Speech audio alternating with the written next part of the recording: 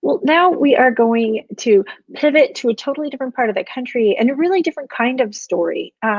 So many of our new beginnings have been about big things that happen. And our next storyteller, Sue, is going to talk to us a little bit more about something that happened that felt small at the time and led to big things later. Your name is Amy, and I called you Sue, and I'm so sorry. That's okay. It's the 3 letters. I apologize. Please take it away, Amy. I'm sorry. So when my 15-year marriage ended almost 10 years ago, I decided to dive headfirst into the online dating world. I tried them all. OkCupid, Match, Tinder, you name it. And they all pretty much had the same result: frustration. My friends at the time who were coupled liked to say things to me like, someone's going to come along when you least expect it. Or you're going to know the right person when he comes along. Super annoying. If any of you have tried online dating, then you probably know that it is not for the faint of heart. It was exciting at first, and it could be fun. I mean, who doesn't like to look at dead fish, dead animals, bare torsos in the bathroom mirror? But it could also be demoralizing. Along the way, I was stood up, ghosted, told that I was too reserved, not athletic enough, that my hair was too short. Usually I would go on 1, maybe 2 dates, but it really never quite went anywhere. One of my dating lows was going on a second date with a guy who had invited me over for dinner. I don't think I even really had that great of a time the first date, but it seemed like a nice thing to do to make me dinner. So on my way over to his house, he texted me and asked me to stop at the liquor store to pick up his favorite type of whiskey. When I got there, I discovered that his favorite type of whiskey cost $50, but I figured he was going to pay me back. So I picked it up, went to his house, and when I got there, I discovered that he had another bottle of his favorite whiskey on the counter open, and he didn't drink either one of them. So apparently he just really wanted somebody to buy him a free bottle of whiskey. He proceeded to open up a can of Dinty Moore stew, pour it into a pan, and feed it to me and call that making me dinner. Now, I'm sure he meant well, and he's probably a good guy. And honestly, I met some nice guys along the way, and I even made some long-term friendships. But I got really tired of it. My attitude started to stink, so I decided to give it a rest. After many years of being on online dating sites, I decided to live my life as if the right person would not come along. I bought new furniture for my apartment for the first time as a single person. I threw a lot of my energy into social and racial justice issues in my community. I spent more time at my church, my Unitarian church that I'd belonged to for a number of years. And I started feeling pretty good about myself. Except there was one area of my life that was feeling out of control, and that was my drinking. My 1 or 2 glasses of wine a night had started to turn into 3 or 4. Out of loneliness, discouragement, boredom, my drinking escalated, and eventually I was drinking a bottle or more a night. Each morning started to feel like Groundhog Day. I would say, today's the day I'm not going to drink too much, or I'm going to stop myself at 1. But by 6 o'clock in the evening, my car would inevitably turn into a liquor store parking lot or grocery store. I started Googling, do I have a drinking problem? I mean, my drinking looked a lot like the people around me. I live in Wisconsin, after all, and we are the binge drinking state. But I knew it was a problem because I didn't feel good about myself. I felt ashamed. And eventually I went to my therapist, and he recommended that I go and get evaluated at a treatment center. I did that, and they diagnosed me with having alcohol use disorder, severe. And if that wasn't sobering enough, they recommended that I detox inpatient because I might have withdrawal symptoms, and they didn't want me to experience that at home. So 2 days later, without telling a soul, except for my 2 teenage sons who found out by accident, and my dear friend Sarah, who's my emergency contact, I checked myself into that hospital. The first thing they did was take away my phone, which I had not anticipated and I was very attached to.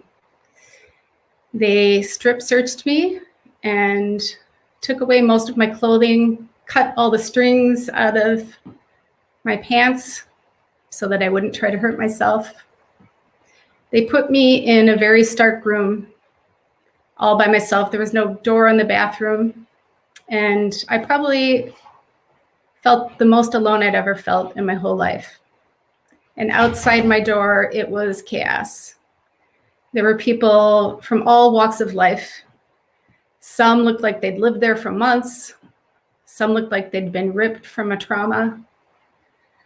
I didn't want to interact with people, but eventually I did. And I met a small group of women that I ate meals with. One woman in particular was especially lovely, and the room lit up when she came into it. She was only 2 or 3 years older than I was, but she had just come off a 3-year prison stint. She had been imprisoned for her 5th DUI and was pretty traumatized by it. She felt like her life was over. She didn't feel that she could ever get another job. She certainly wasn't going to drive again. She had moved home with her mother and was financially dependent on her. I looked at her and thought, that could be me. And so that, coupled with 3 weeks of outpatient treatment, where I learned about the effects of alcohol on a person's body, mind, and spirit, I came to the conclusion that I was never going to be able to drink again. And that was really hard because I liked to drink. But it turns out that quitting was the easy part. What was hard was learning to live sober. I became emotionally flooded after I quit drinking. All the things that I had numbed down by drinking, anxiety. I would cry at the drop of a hat.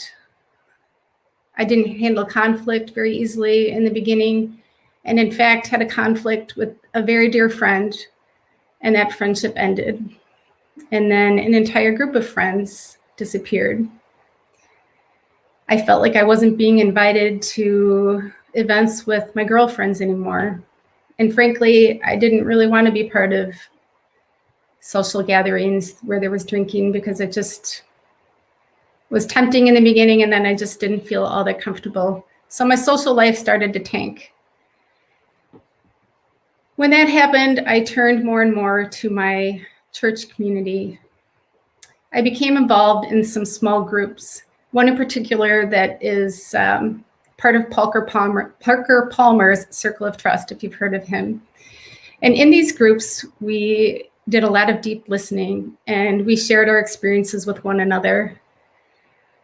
I eventually opened up slowly to the people in those groups.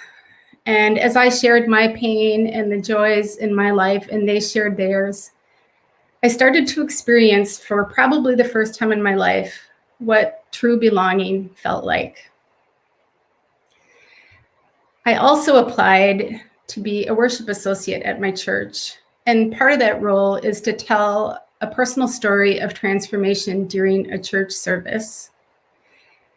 Since that time, I have told over 6 transformational stories at my church. So take that, guys that told me I was too reserved. It took a while, but I started to get used to my life without drinking and began to realize that really alcohol had been a mask for me, a mask that was hiding my authentic self. As I became more comfortable, I even decided to quit dyeing my hair because that started feeling like just another mask to me. And it was something, honestly, that I felt like I had to keep doing when I was dating online, because once I turned 50, it seemed like interest was waning, and it had been. So I'm not going to say that life has been easier without alcohol.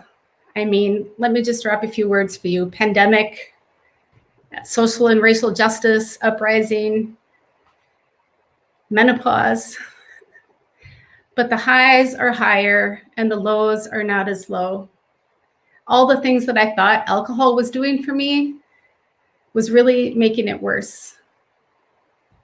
Now I get to walk around in the world being my authentic self. I have more confidence physically and emotionally. I'm healthier.